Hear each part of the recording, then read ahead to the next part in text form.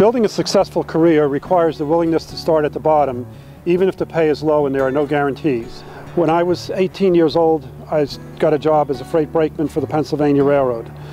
After a few years, I had an accident on the railroad and wound up being out of work on disability for about 5 months. At the time, I was supporting 2 of my younger siblings and engaged to be married.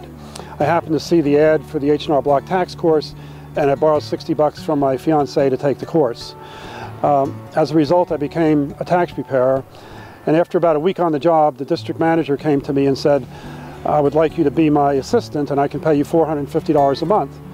And I said, "Well, I really need to go back to work full-time for the railroad because they pay twice that much." So he said, "Well, you could work 40 hours for me and 40 hours for the railroad." So I said, "Okay," and I wound up working 80 hours for him and no hours for the railroad in a job that was going to end April 30th with no guarantees for the future.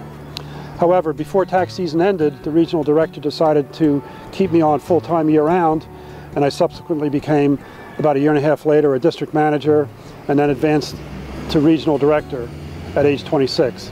So the lesson is that to break into a new profession, you may have to take a considerable pay cut to start. You'll have to learn to refine new job skills and work very hard in order to make a real contribution to your organization, to justify your advancement to higher levels and responsibility. You must also believe in yourself and not be afraid to succeed.